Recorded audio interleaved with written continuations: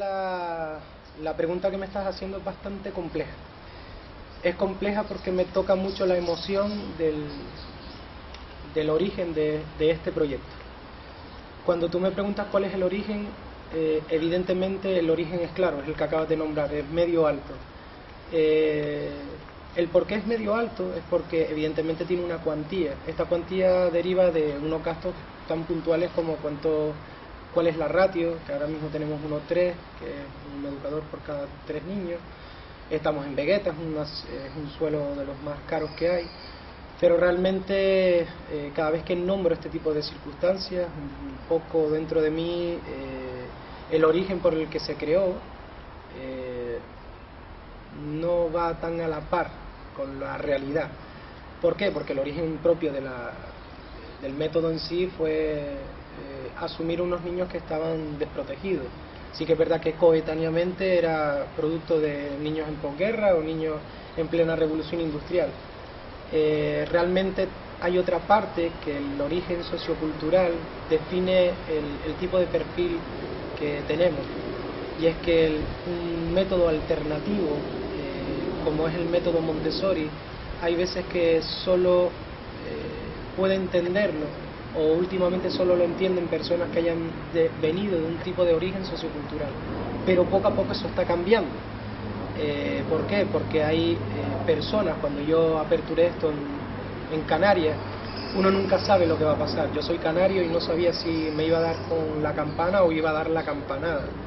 Realmente cuando uno diseñó una puerta donde tocar, que posteriormente una familia puede decir es muy caro, me queda muy lejos, a nivel logístico es inasumible, pero sí que es verdad que poco a poco esa familia de origen sociocultural medio bajo de pronto lo define no como un gasto sino como una inversión, y eso me terminó por enamorar, ¿no? Yo realmente diseñé una puerta donde tocar para luego saber cuál es qué cuesta tengo que subir.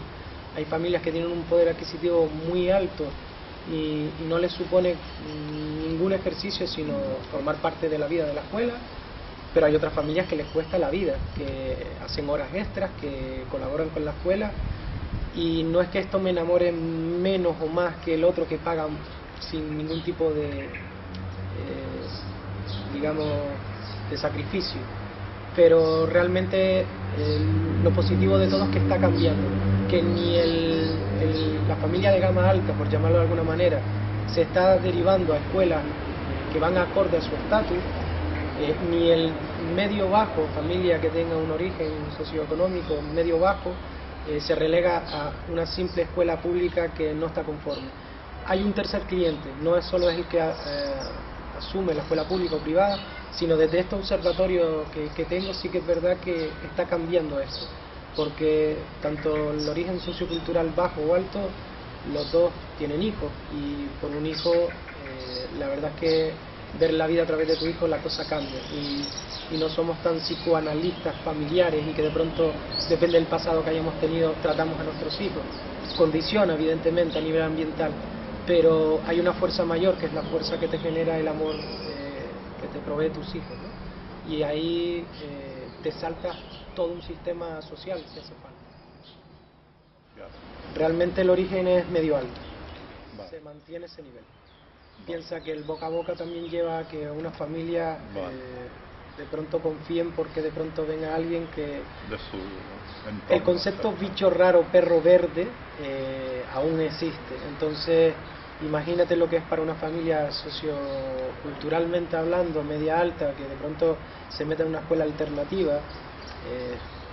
Es difícil, tiene esa sensación de que va a contracorriente, entonces saber que ya hay uno antes que yo, la verdad es que les facilita.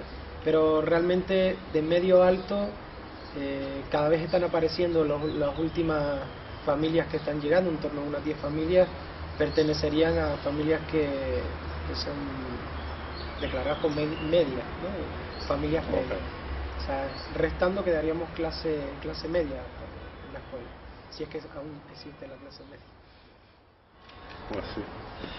¿Qué número de estudiantes tiene la escuela? Actualmente tenemos 49 alumnos. Hasta hace un mes, no. En la actualidad, sí. El lucro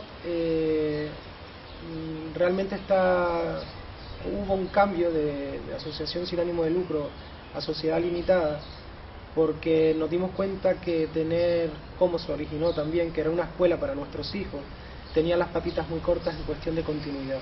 El lucro está totalmente diseñado para invertir en primaria, para darle continuidad, que es uno de los grandes miedos que tienen las familias actuales. Yo no quiero hacerle ver y desplegar las alas que tiene mi hijo, si luego lo voy a volver a meter en una jaula. Entonces hay muchas veces que el padre se va diciendo, bueno, si no me lo garantiza, prefiero que no se las vea y que siga por ahí, y que siga optando a esa parte de la ignorancia es la mayor de las felicidades, ¿no?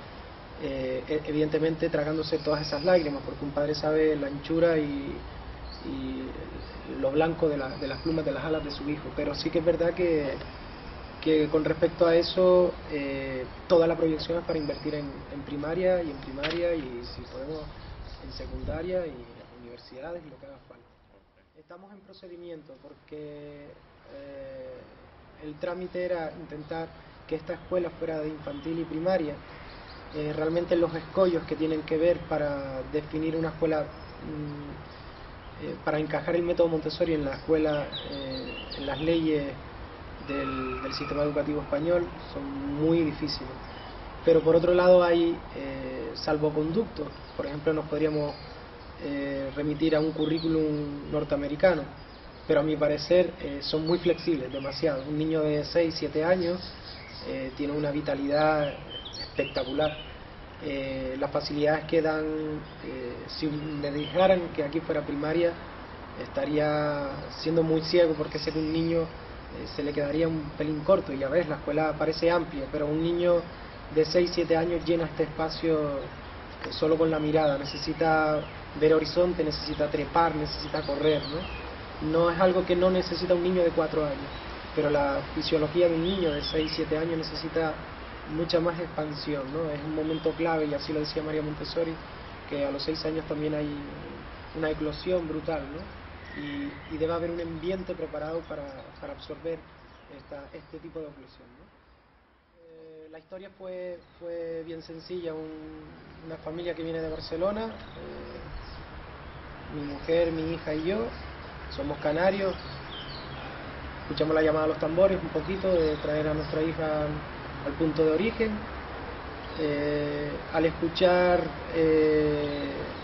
pues estos tambores vinimos, intentamos validar un sistema educativo para nuestra hija, empezamos a validar cuáles son las escuelas, empezamos y a pensar qué era lo que queríamos para nuestra hija. Hasta ahora no estaba analizado, solo estábamos en nivel asistencial y hubo adoración.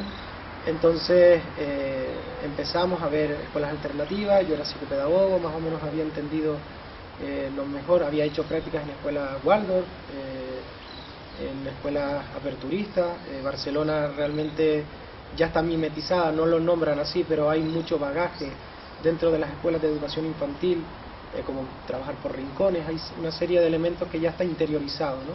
Que no es una cuestión de sacarle brillo y decir, mira, hacemos este tipo de educación, sino que es esa parte tan buena, que es que ya no se traduce, no hay una traducción, sino que ya está dentro del itinerario, ya pertenece al sentido común, ¿no? Entonces, al llegar aquí, evidentemente habían muy poquitas escuelas, habían 2 experiencias en Aruca, en la cual formamos parte. Ahí empecé a ver que no necesitábamos de un lugar un poco más amplio, porque al asentarte en ese lugar había más personas que querían disfrutar de experiencias así. Por lo tanto, aprovechando una época donde me quedé en paro, me propuse a mí mismo, y evidentemente con todo lo que había aprendido en Barcelona, de seguir adelante. Al principio hubo un movimiento familiar brutal. Al principio me refiero en la primera reunión, en la segunda ya vino la mitad, en la tercera ya vino menos de la mitad, degradándose a terminar en 2, 3 personas, Entonces un poquito poco a poco iba absorbiendo más carteras ministeriales. Primero empecé siendo el chico de mantenimiento, y en la tercera reunión ya era director. Era como, promocioné muy rápido. Realmente cuando valoré realmente qué está detrás de las iniciativas de un padre, de una madre, realmente la cultura del esfuerzo y de un proyecto realmente requiere de mucha energía, mucha dedicación, y esa energía la encontré yo en mis hijas. Yo quería darle eso a mis hijas. Entonces realmente empezamos por una asociación educativa. Empezamos a hacer entrevistas a padres que susceptiblemente quisieran formar parte, como clientes, como personas que pudieran hacer realidad. Desde el primer momento me encontré gente que no había ni visitado la escuela, pero solo creyó en mí. Eso fue una pasada. Había personas que venían desde la otra punta de la isla, que ya al día siguiente ya tenían ingresos en mi cuenta sin haber conocido nada más que a mí. De pronto noté que me miré un poquito como, bueno, igual esta es la materia también, ¿no? Descubrí que un padre, al dejarme a su hijo, necesita de confianza. Entonces entendí que la confianza es fundamental para el desarrollo de este tipo de actividad. No estamos hablando de educación, podría estar hablando de cualquier otro tipo de reproducción del sistema educativo tradicional, pero ellos se fiaron a la hora de prestarme su tesoro, ¿no? Y confiar en que estaba en buenas manos. Eso me cambió bastante el chip. Yo venía con un mogollón de miedo con respecto a ciertas inseguridades que venían más bien de estilo económico, de gestión, pero no, vi que la materia prima fundamental ya estaba. Entonces, digamos, me envalentoné, como el que dice. Seguí para adelante. La primera familia que me dijo sí ya fue el motor para seguir con la siguiente. El primer año fue muy enriquecedor, muy bonito, muy duro.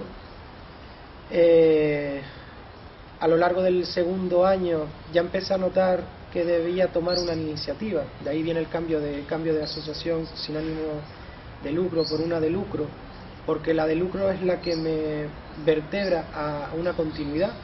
Eso no quiere decir que la primera vía no sea viable, pero un poquito por mi realidad veía que si yo solo enfocaba mi intención a dotarle a mis hijas de una, porque luego tengo una hija en medio, si dotaba solo mi materia prima, mi energía a que fuera una escuela para mis hijas, tenía las patitas muy cortas a nivel de futuro, ¿no? Por lo tanto, cuando te empiezan a hablar de modelos 115, de 180, de seguros y tal, hay una parte que no te deja bajar la guardia, y eso es importante para darle continuidad, para ver si es viable, para darle una seguridad también al padre, porque al aplicarlo dentro de una isla como Gran Canaria, pero creo que esta resonancia ocurriría en cada isla, hay que quitarse muchos estigmas de que es una educación alternativa, de que es hippie, de que como es educación infantil podemos investigar, podemos probar. Yo quería sentarme, quería dar un duro golpe en la mesa educativa y decir que fuera serio, alternativo pero serio, que fuera una escuela donde el padre de pronto viera que su hijo puede ser feliz, pero sobre todo que este modelo, esta manera de ver la educación realmente responde a los desafíos que debemos hacer frente para el siglo XXI y XXII, qué herramientas debemos dejarle a los niños. Y de alguna manera estoy hablando de una parte empresarial y no económica, pero van ligados para que con esa seriedad el fruto educativo siga para adelante. Es importante que entre más tiempo mejor, y de la otra manera se iba a ir degradando a medida que mi hija fuera creciendo. Si yo solo lo enmarco en la educación infantil y no hago una proyección en primaria, cuando llega a primaria mi hija irá a una escuela tradicional, diré, bueno, mi hija está en una escuela tradicional y yo estoy haciendo bien a niños de educación infantil. No, yo cual músico quería vivir de la música, cual pedagogo quiero vivir de la educación y quiero vivir para y por la educación, y este proceso me parece riquísimo. Realmente lo más sorprendente de la escuela un poco también es tengo actualmente 35 años, este proyecto lo empecé con 32, cuando entraban padres por la puerta preguntaban por el director, yo les decía que yo era el director, se reían, me decían, no, ¿dónde está el director? Y dije, no, soy yo, ¿no? Entonces también la parte, digamos de alguna manera, no es por definirme como joven, pero sí que es verdad que el proyecto en sí contó con una cierta desconfianza. Me esperaba un señor mucho más maduro, mucho más serio, mucho más mayor, y realmente notar cómo las personas a veces generaba un término medio, era o no me gusta nada que sea joven, o me encanta que le deje este aire juvenil a la educación, porque la educación está viva. Entonces, esto fue uno de los aspectos que más me sorprendían, de ver las reacciones de un padre. Pero realmente, y un poco te lo comenté antes, lo que más me ha sorprendido, no como un hecho puntual, es la plataforma de observación donde estoy, donde veo que hay un tercer cliente, donde de pronto el valor educativo está en alza, donde la gente no prevé esto como un gasto, sino como una inversión. Hay padres que han llorado al decir, no tengo dinero, pero voy a sacar el dinero donde sea, porque es el mejor legado que le puedo dar a mi hijo, las herramientas a través de la educación, ¿no? Como hechos puntuales llevamos muy poco tiempo, eso también es un hecho puntual y que ha fructiferado de una manera brutal. Hay una necesidad palpante y una demanda brutal de que haya nuevas maneras. Como te dije antes, el hecho simbólico de haber diseñado una puerta donde un padre tocar, eso fue real, eso fue uno de los objetivos alcanzados de primer orden, de que de pronto, desde que estaba la puerta ya empezaron a tocar. Y evidentemente luego era, bueno, pues no tengo dinero, me queda muy lejos, lo que sea, pero a pesar de saber la cantidad de dinero que costaba, a pesar de esa lejanía, ese padre venía y tocaba la puerta, ¿no? Entonces hay una demanda brutal con respecto a buscar soluciones para noto cada vez más conciencia de las personas, ¿no?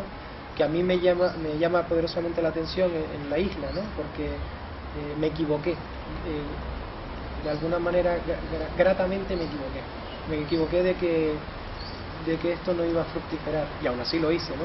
Pero cada vez hay más familias escondidas que creen que son un poquito perro verde, que son bichos raros, pero realmente están escapando de eso, ¿no? Y cada vez sintiéndose más orgullosos.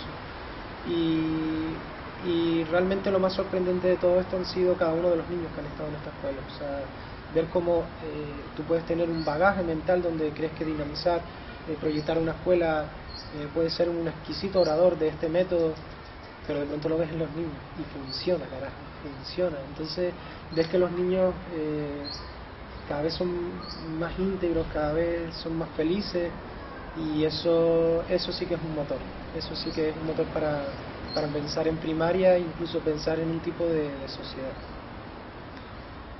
Realmente cuando uno decide poner el método Montessori en marcha, ya un poquito te comenté antes que primero me tenía que quitar de unos ciertos hándicaps a nivel social, pero hay otros hándicaps dentro del gremio, o dentro del método Montessori, ¿no?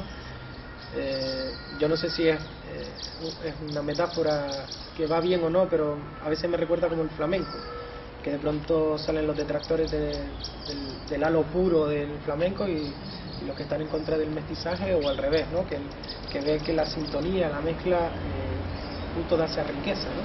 Un compañero me decía que el otro día que la comida mediterránea no es buena porque cada alimento es bueno, que también, sino justo por la variedad, ¿no?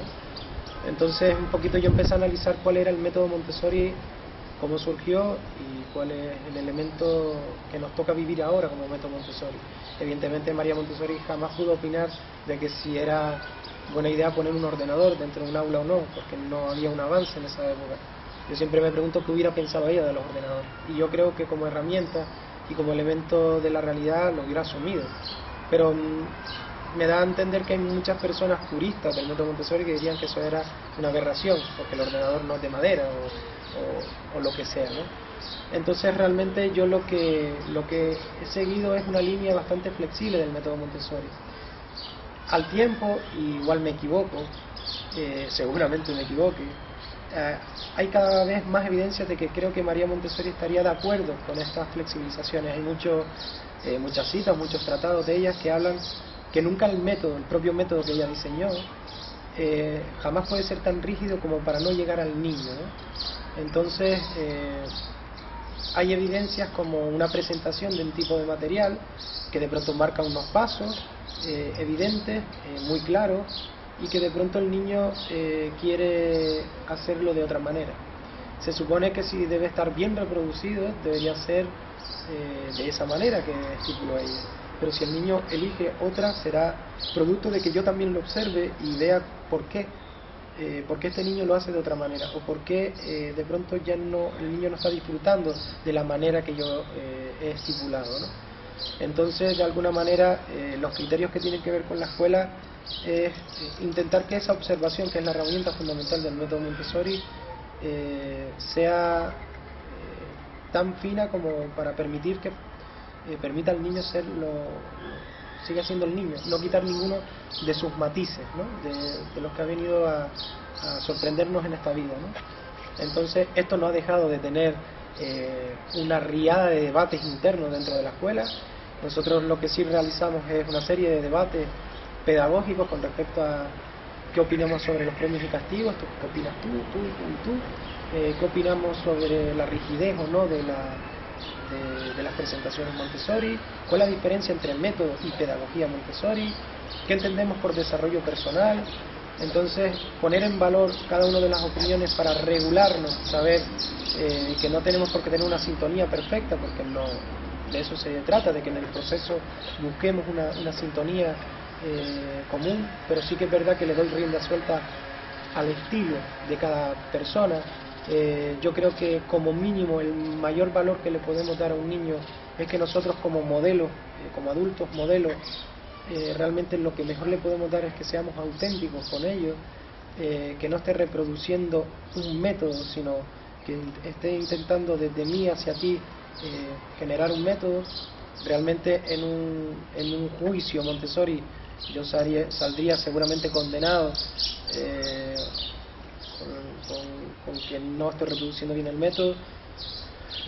Perdón, pero sí que es verdad que luego la experiencia me da la razón. María Montessori, en sus explicaciones, lo ancho de la sonrisa de un niño también.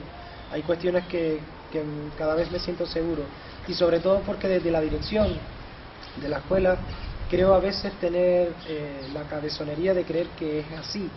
Entonces yo prefiero tomar una decisión desafortunada pero con seguridad que al contrario, ¿no? Entonces no estoy experimentando con los niños, sencillamente estoy observándolos y creo saber qué es lo mejor para ellos. Como criterio fundamental es la flexibilización. Nosotros hemos extraído de la ley que la educación infantil pertenece a una plataforma de ayuda de conciliación familiar y laboral. Eso se concreta en la aperturismo de la puerta, flexibilización horaria, el número de ratio, el concepto ratio, el concepto de adaptación dentro del aula con la madre, porque creemos y abogamos un poquito por el egoísmo materno y paterno. Entonces también tenemos esa parte que, a pesar de faltarle el respeto dentro de un aula, con que vengan familias a deshora, yo por mi organización no quiero quitarles esa fotografía emocional que puede ser que puedas desayunar con tu hija tranquilamente. Yo no quiero que un timbre te marque que me traigas a la niña apurada. Luego la experiencia sí que me ha dado luz en que el hecho educativo se da mucho antes. Me vienes con la niña relajada, tú vienes segura porque has hecho previamente una adaptación. Ya ese segundo cordón umbilical lo has cortado y tú me lo das con un bagaje en donde cuando te vas a tu trabajo no haces un ejercicio de visualización, sino has convivido con nosotros y sabes en qué punto, en qué momento puede estar tu hija en cada momento del día. Y cuando una persona le entrega a su niño desde la seguridad, se dan unos hechos educativos que no se dan con la rigidez de un horario, por mucho beneficio metodológico que viene. Porque sí que es verdad, y abogamos por eso, y siempre aconsejamos a la familia que la rutina es la mayor de las felicidades. Pero ya habrá tiempo a estructurar de forma más rígida el horario. Tienen mucho tiempo, y en este sentido quizás me equivoque, pero yo veo el ancho de la sonrisa de una familia y con eso me quedo. Sí, realmente el método Montessori alberga la palabra método, ¿no? María Montessori casi la mitad de su vida diseñó un método y la otra mitad cómo aplicarlo. Hay muy poco margen de interpretación, lo dejó muy bien atado. Aún así, como te decía antes, hay un método prácticamente a veces por cada ejecutor o ejecutora de este método, ¿no? Si me quedo con la idea central de María Montessori, que evidentemente eso tiene una coherencia temporal, porque surgió cuando surgió. Evidentemente ella hablaba de que el legado que mejor podía ser la educación era educar para la vida y educar para la paz. Evidentemente esto tuvo razón de ser porque fue cuando empezó la Segunda Guerra Mundial, los niños iban a la guerra, la metáfora más evidente de futura era el niño y teníamos que salvaguardarlo porque si no la humanidad se acababa. Evidentemente esta mujer era una experta, era una visionaria, para mí era un espectáculo científico. Esta mujer se mimetizaba desde una célula hasta el corte de una papa, era una mujer que continuamente se replanteaba la vida, ¿no? Si me tengo que quedar con un concepto que es realmente la parte más apasionante de un empresario como yo, es intentar que esto contribuya a un tipo de sociedad. Ese es el fundamento teórico, emocional, físico, todo lo que quieras albergar dentro del mundo educativo, que me gustaría que se reproduciera. Por eso intento estar pegadito a esta escuela para ver ese fruto en la sociedad, ¿no? Cómo realmente podemos cambiar el mundo es a través, evidentemente, de la herramienta educativa. Y esto no solo lo provee el método Montessori, esto quien lo alimenta, quien lo augura, quien lo inicia es desde casa, desde la familia, porque hay un concepto fundamental que es que el niño está enamorado de su papá y de su mamá.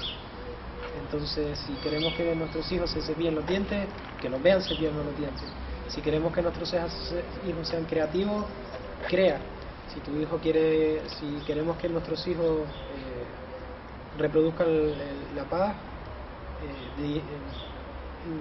interactuamos con esta filosofía, ¿no? Entonces eso es lo que quiero que se implante en esta escuela, como una idea muy, muy filosófica. El concepto lo pide el niño. En el método Montessori hay un método por cada niño. ¿Cuáles son los matices con los que has venido a esta vida? No eres un jarrón, un vacío que yo lleno de conocimiento. Me encantaría acompañarte y a partir de ti empezamos, ¿no? Este ambiente preparado que es este salón puede servirte, pero realmente tú me marcas la pauta. El niño es el que marca cada concepto, cada pauta, ¿no? Y como filosofía central un poquito es eso, es la idea de que es real. O sea, ahí todos los preámbulos de los sistemas educativos, el ONCE, el ODE, lo que sea, son preciosos. Yo firmaría cualquiera de ellos si fuera real, ¿no? De hecho, esta escuela existe porque no encontré eso en la educación pública, en mí que me hubiera encantado haberme lo encontrado. Entonces lo que busco realmente es esa parte real, que creo que es real, que se puede hacer, se puede alcanzar. La parte más concreta de esa utopía es que se puede generar un tipo de sociedad por cada niño que luego salga a ese lugar. Por lo tanto, uno de los conceptos es que esta escuela sea lo más permeable con la sociedad posible. Esto no pretende ser una escuela antisistema, ni mucho menos. Quiero que esté totalmente dentro del sistema. Quiero que vivan continuamente lo que ocurre dentro y fuera de las aulas. Quiero que estos niños no sean perros verdes, sino en todo caso que ese verde contamine todo el gris que hay fuera, ¿no? Pero para eso tienen que notar y estar interactuando continuamente con la verdad.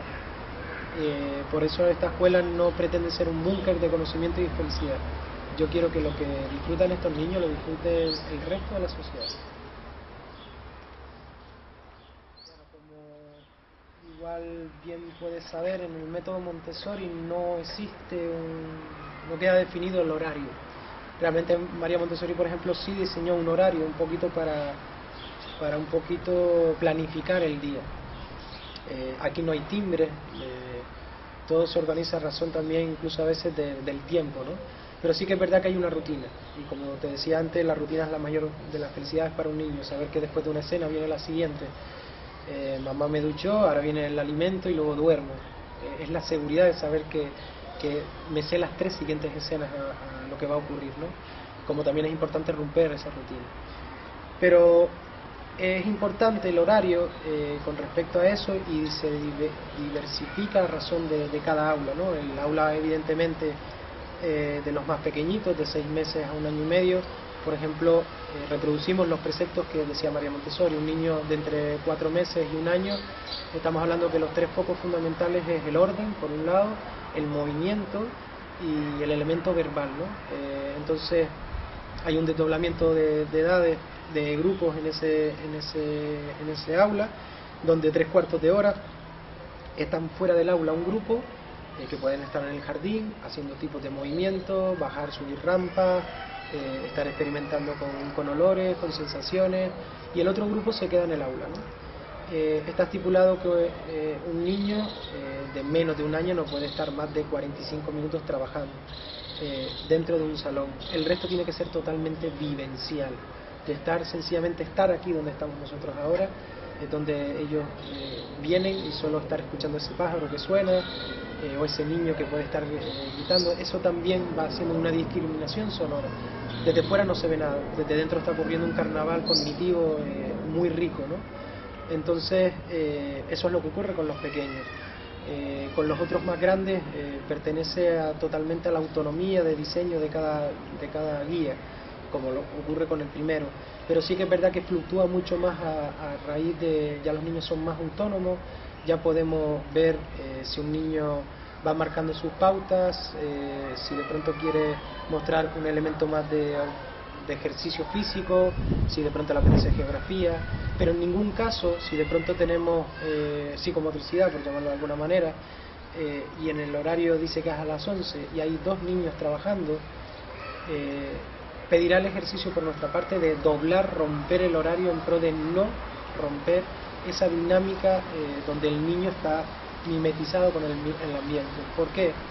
Porque un niño, después de elegir el material, después de elegir el lugar donde trabaja, está donde quiere y como quiere, ¿no? Entonces hay un problema, una decisión interna del niño de que está disfrutando, ¿no? A mí me pasó un caso muy curioso que de pronto, con todo mi currículum oculto, yo no dejo de haber pasado por un sistema educativo tradicional, yo le decía a los niños, yo puse un timbre una vez de recreo, y cuando toqué el timbre les dije a los niños, vámonos al recreo. Ellos me miraron como, no, yo no quiero ir. Entonces yo le estaba diciendo, dejen de disfrutar para ir a disfrutar, como yo creo que es el disfrute, ¿no? Entonces desde ahí automáticamente cogí un destornillador, recuerdo que era el chico de mantenimiento, ahí saqué mi valía y desconecté la alarma. A partir de ahí no hay horario con respecto a ese encorsete, ¿no? De que es un poco la aplicación de lo que decía María Montessori, que la estructura no encorsete al niño con esa rigidez para no llegar a lo que es él, ¿no? Con respecto esa es la disciplina interna de cada día, la rutina, ¿no? Luego hay cuestiones que van externas a lo que es la escuela. La escuela ahora mismo pues tiene un diseño de participación familiar porque creemos que es fundamental. Hacemos escuelas de familia, donde acercamos el método, porque ahora mismo los padres están trabajando, no tienen tanto tiempo para investigar, y cuando están con sus hijos la verdad que les apetece estar con ellos, entonces les acercamos esto.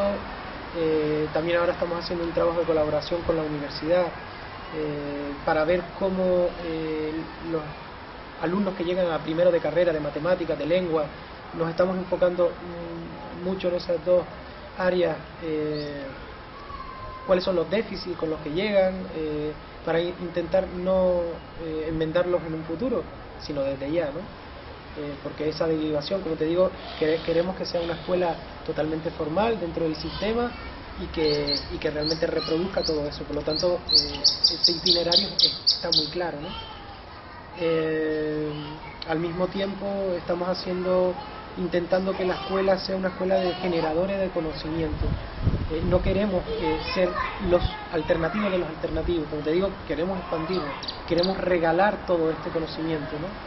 Y me parece fundamental que así ocurra, ¿no? Que sí que es verdad que hay un aspecto que me encontré en un momento dado y yo quise romper, que hay un tema de las escuelas alternativas que siempre intentan ser como los más alternativos de los alternativos.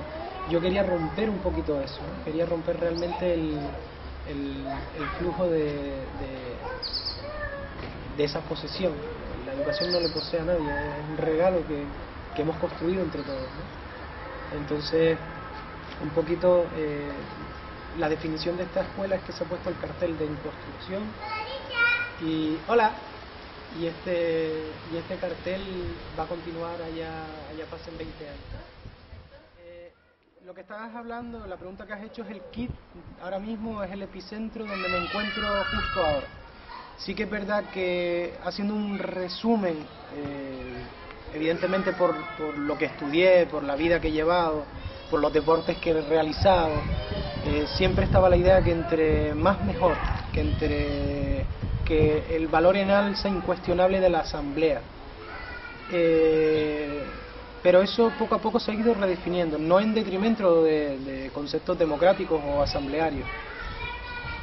Pero nos surgió una vez un problema, que ahí un poco, yo funciono mucho con metáforas, ¿no? Hubo un día que el orden del día de esa asamblea era de qué color pintamos la pared.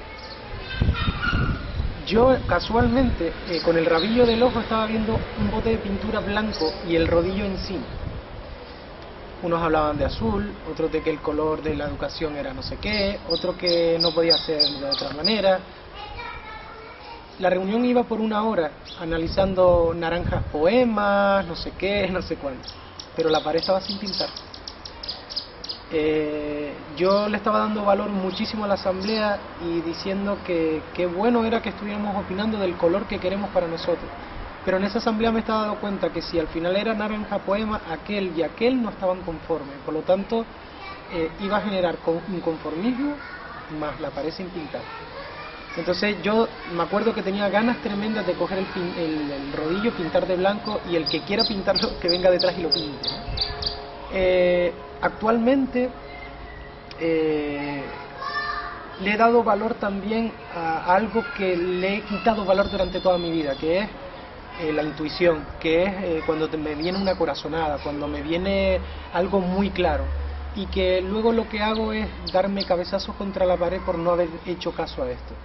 Realmente tiene que haber una dirección, no como una teoría para que funcione cualquier escuela, pero estaba viendo que opinaran todos de todo, lo que generaba era mucha mayor parálisis de funcionamiento en una escuela.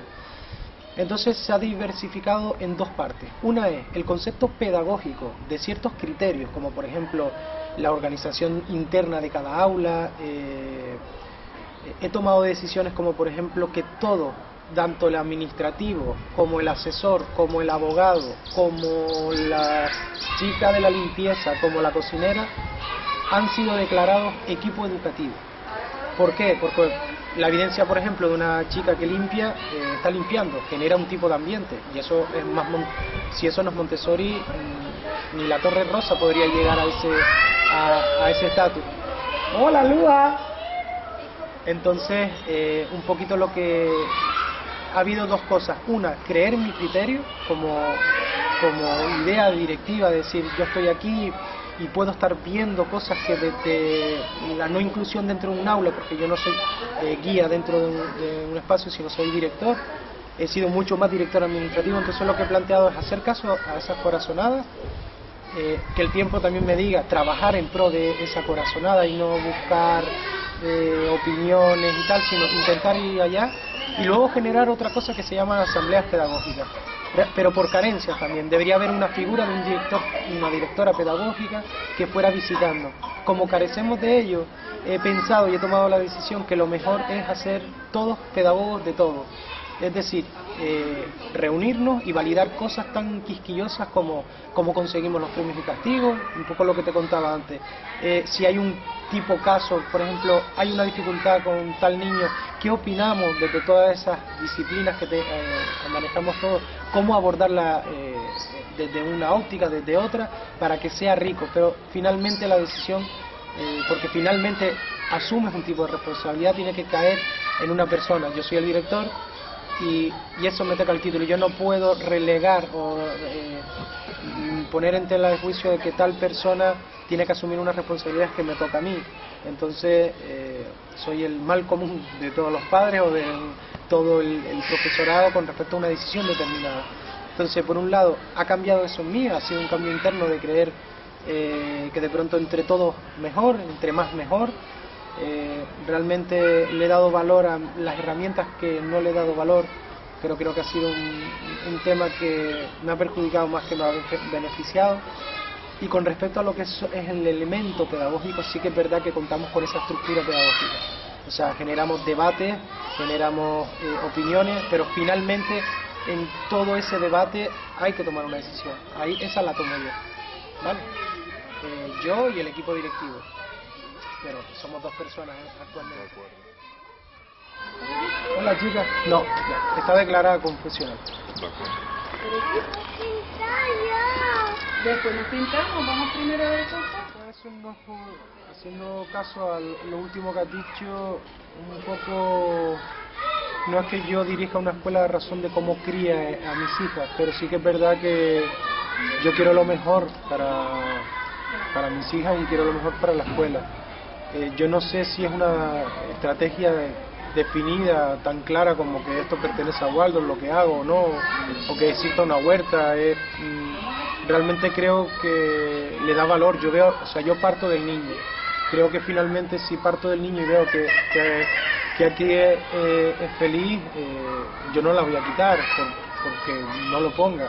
Cuando ves cómo recibe el niño, y así te contesto la primera parte, cómo recibe el niño las nuevas tecnologías, es indudable que hay un poder de atracción brutal y eso genera el interés del niño.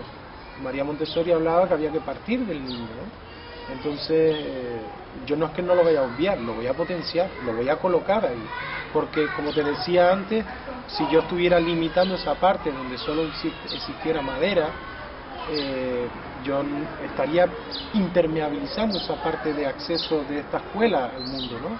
Y esto existe. Yo no quiero que de pronto sean niños que salgan deseosos cuando lleguen a casa de coger el iPad, el iPod, todo eso, sino que lo vivan como una herramienta educativa, ¿no? Entonces, no puedo disfrazarlo, lo que me apetece es potenciarlo, a pesar de que eso pueda ser o no Montessori, pero como te digo, hace 100 años no se podía validar todo esto. A mí me han criticado a veces por el uso de estos elementos, pero aquí no hay un juez, no está María Montessori viva para saber si existe o no, si es bueno incluirlo o no. Yo creo que de alguna manera sí, porque si observo al niño, parte del interés del niño, por lo tanto es positivo, ¿sabes? El método Montessori piensa que en un porcentaje muy elevado, casi en el 100% de posibilidades, el material es autoevaluable.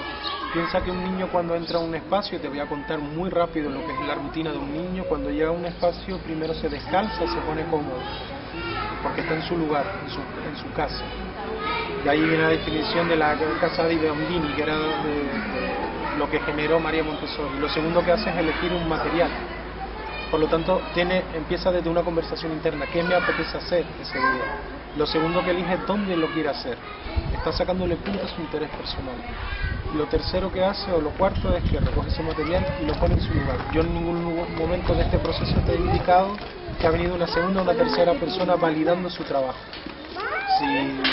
Cuando hablamos de que es autoevaluable, estamos hablando, por ejemplo, de un puzzle. Un puzzle, una imagen coherente, las piezas encajan perfectamente. No necesita más evaluación que el niño se dé cuenta. En una escuela Montessori te puedes dar cuenta a veces que los niños van con los zapatos al revés o la chaqueta de vuelta, ¿no? Es porque necesitamos que el niño se dé cuenta, en todo caso, de su error. En una aula Montessori ni se premia, ni se castiga, ni se corrige, ¿no? Porque le damos la oportunidad a los niños a que se den cuenta de eso, a que esa conversación interna que ha iniciado, no obstante, como te dije, no quiero que sean niños ajenos al sistema educativo. Por lo tanto, tendrán una evaluación, pero no los voy a evaluar a ellos. Les voy a dar un papel donde pone si hay unos niveles alcanzados o no. Pero no es una cuestión de evaluación, porque ahí viene la comparación, ¿no? Creo que debemos fomentar muchísimo el tipo de evaluación, porque ahí es donde viene una de las grandes lacras de la sociedad, ¿no? El tema comparativo, el tema de yo más y yo tú menos, o criterios tan curiosos como ante una pregunta en particular, porque tiene que ser tu respuesta menos válida que la mía, ¿no? porque es subjetivo, la manera en que tú como profesor a la hora de evaluar puedes tener un mal día, un muy buen día, has corregido tu examen primero, luego el mío, es subjetivo, ¿no? Es muy subjetivo. Entonces, la única manera es que él vaya guiando su propia autoevaluación y luego que tenga su cartillita preciosa, muy bonita, para que pueda seguir esa transición hacia primaria, secundaria, universidad. Hombre, está mal decirlo, pero darle valor a la humildad es poco humilde decirlo, ¿no? Pero sí que es verdad que con la levadura que tenía, el crecimiento tan rápido que tuvo, hubo un momento de verte arriba, pero no arriba a nivel de sentir éxito, sino, ostras, esto va bien, ¿no? Hubo un momento que había algo que me decía que no estaba bien, tanto crecimiento sin control, ¿no? Entonces volví a mi sitio de seguridad, otra vez a cobijarme un poquito y otra vez a replantearme cada una de las cosas, desde cómo abro la puerta, desde replantear con una chica. Adiós, chica. Adiós, mis amores. Como por ejemplo una chica de la limpieza pertenece al equipo educativo. Este tipo de replanteamiento le hizo bien a la escuela. Entonces me volví otra vez chiquitito y creo que la humildad le viene bien a esto. Cuando te decía antes que el producto de la humildad es que el cartel físico, simbólico, de hecho por ahí está colgado, de que es una escuela en construcción y que a pesar de que pasen 20 años va a seguir siéndolo, va a seguir siendo una escuela en construcción. Creo que es uno de los fuertes, de tener la perspectiva de que la escuela es humilde en ese sentido, ¿no? Otro de los aspectos fuertes es el equipo que tenemos, ¿no? Sí que es verdad que con todo lo que te he contado, que parece que son muchos años y en realidad ha sido muy poco pero muy intenso, realmente el tiempo ha surgido de un filtro. Realmente está el que ha permanecido.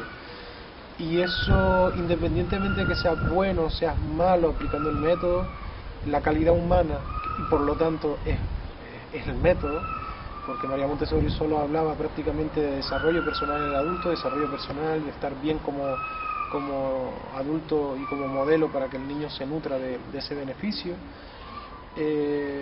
Realmente presumo de equipo en ese sentido. Tenemos un mogollón de cosas que mejorar, pero está el equipo que ha querido estar y ha permanecido a pesar de comienzos muy duros, que evidentemente no había dinero, que no se veía claro el futuro. Entonces está el que ha permanecido. Por lo tanto, los dos elementos a destacar es la humildad de este proyecto. Por otro lado estaría el equipo educativo y por otro lado, por añadir un tercero, es la ambición educativa que tenemos. O sea, no queremos que esto sea un tema interno de que quede aquí, queremos que se nutra la sociedad entera, queremos seguir generando nuestra propia ayuda a otras personas que quieran generar otras escuelas Montessori. Aquí estamos para ayudar desde nuestra experiencia y realmente lo que queremos es que esto sea un modelo no calcado, no queremos que sea reproducido, porque creo que debe ser iniciado desde una concepción bastante interna de qué es lo que concibe esas personas que dirigen una escuela, cómo conciben la sociedad, la educación, el amor, todo. Entonces tiene que ser tan personal como cada persona que lo lidera. Dos aspectos negativos que tenemos internamente, evidentemente, es el poder adquisitivo que tiene la escuela para sufragar todo esto, pero que estamos enmendándolo de alguna manera. El tema de no haber confiado desde un principio en nuestro valor, eso también nos paralizó bastante, pero bueno, fue parte del aprendizaje para ahora darle ese valor que sí tiene. Y un poco, no sé, si son por problemas internos, como te digo, no sé, creo que se contrarresta con lo primero, o sea, surgen continuamente problemas, pero tener un buen equipo, tener una buena perspectiva, una humildad, es como que pasa por la Thermomix, por decirlo por una manera, se filtra y sale agua potable de todo eso. Hay un montón de problemas, hay problemas a la hora de ser extremadamente sensible con problemas de niños, entonces le damos valor desde el equipo educativo. ¿Cómo le damos la vuelta? Cuando se nos va el alma en cuestiones que un padre no quiere abordar y deberían abordarse, pues cómo lo abordamos, y de pronto somos extremadamente sensibles, que lo decimos, no lo decimos, somos un escenario de cartón piedra para que los padres que no quieren ver ciertos problemas no lo hacemos, lo validamos otra vez por el filtro del equipo educativo, ¿no? Entonces sí, hay cuestiones que no deberíamos tomarnos cosas como muy personales a veces, pero es lo que digo, o sea, hay frases hechas como no te lo tomes como algo personal.